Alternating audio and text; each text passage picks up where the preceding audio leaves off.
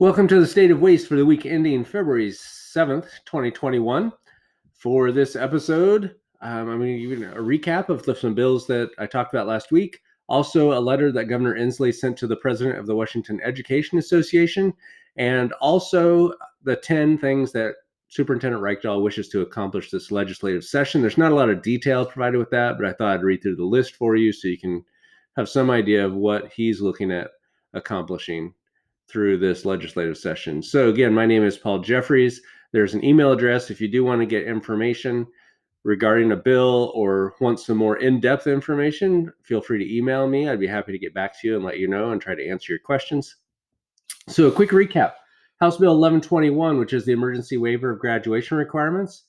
That bill has moved into the K-12 or Early Learning and K-12 Education Committee in the Senate and actually went through public testimony and is already scheduled for executive session tomorrow. So this one's moving rather quickly. This one might be done and ready to go to the governor by the end of this week. So that would help us in trying to get kids across the bar as far as graduation.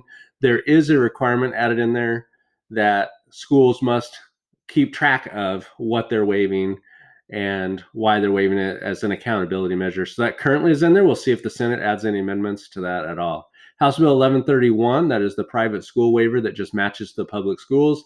This one has not had any opposition at all. Moved right through the House, also scheduled for executive session tomorrow, went through the public testimony portion this last week. So that one may also be sent to the governor's office this week. So we'll see what happens with that. Those ones are moving really quickly. Senate Bill 5044, this adds to the professional development of cultural competency, adds the dismantling of systemic racism in the public schools as part of the training. That one has been referred to the Education Committee in the House, and that's where it's at right now. So no hearings have been scheduled for that one yet at all. So Governor Inslee wrote a letter to the WEA president this week, and in it, he's talking about school reopenings. Some interesting things in here that I thought I'd read from the letter.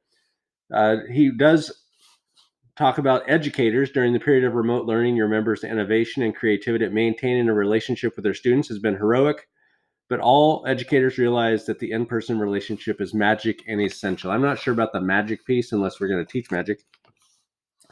But we do have that. I think we've all come to realize that in-person learning is really the best way to go. The question really is, how do we get there in a safe way? I didn't mean to say safe way. I'm not suggesting you go to that store. So the data that he presents bases on what we know now versus what we knew then when we first started school this year. And the statistics that he has from schools that have been in session in a hybrid learning model is that 200,000 students have been in classrooms, and there have been 87 documented instances of in-school transmission. This comes out to be a really, really small percentage. And I think there's some logic to this.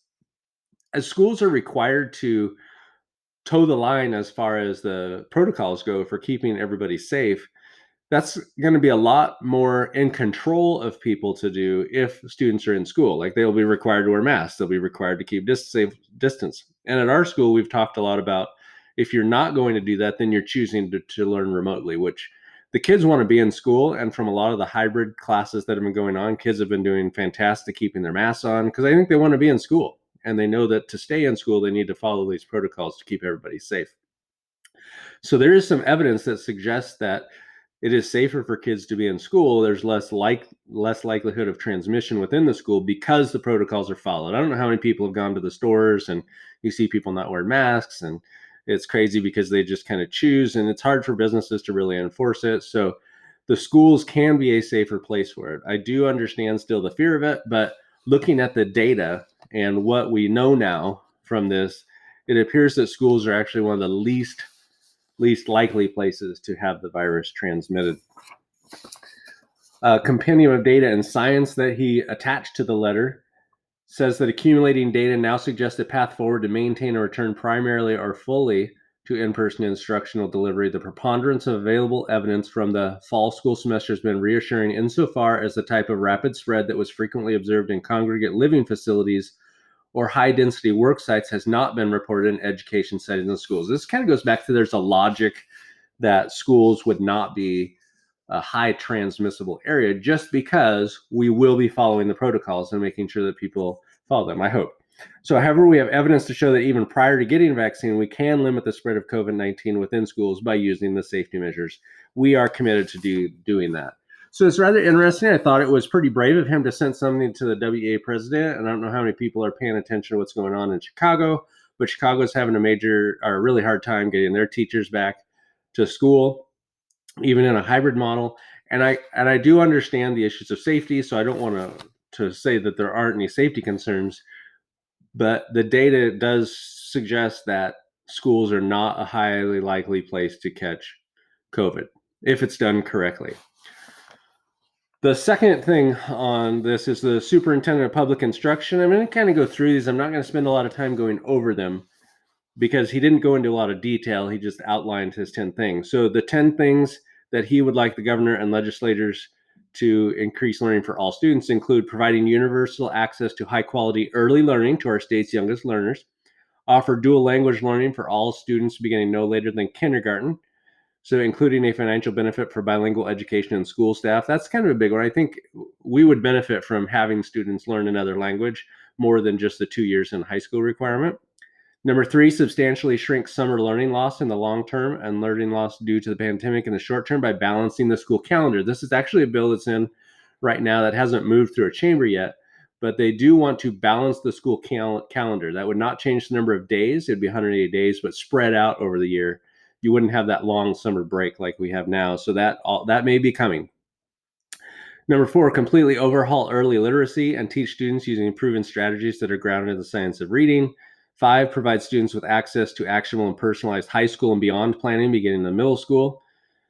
6, create flexibility for students to focus their junior and senior years on a pathway to graduation and beyond that meets their unique interests. I do like that you allow students to choose their pathway junior and senior year and you tailor their education to what they are trying to accomplish.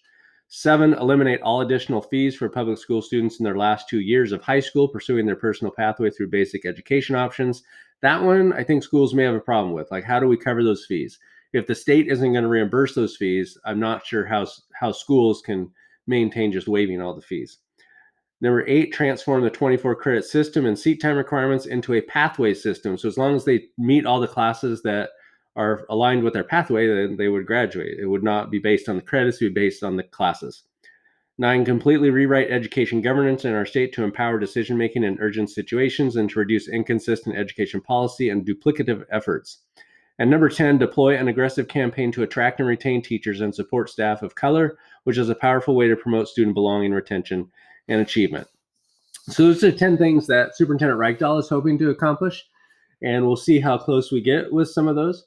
I know there's a shortage of teachers right now, and there are a couple bills also. It's kind of a preview, a couple bills that will be looking at how do we get more teachers and how do we make it easier for them. They're eliminating the test requirement. Well, if the bill passes, they'd eliminate passing the test requirement and people could still become teachers even if they don't pass the test.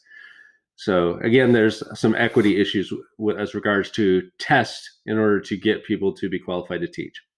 Okay, the only Senate bill that shows up here that has passed that chamber is Senate Bill 5184. So Senate Bill 5184 is a foster care school contact. This one pitched a shutout in the Senate. It was 49-0, and it was not there were no amendments that I saw. So what this would provide is that every K-12 school would have to have a contact that foster care would then have one point person to talk to as far as foster care students that are in the school. This, I think, is pretty important, and I think it would be helpful to have that one person to contact. And as a teacher, I think it'd be important for me to understand which kids are from foster care, because it just gives me a little more insight as to what their background story is. So that one has gone through the Senate. It has not yet been assigned to committee in the House, but I'm sure that this week it probably will be. That is the wrap for this week.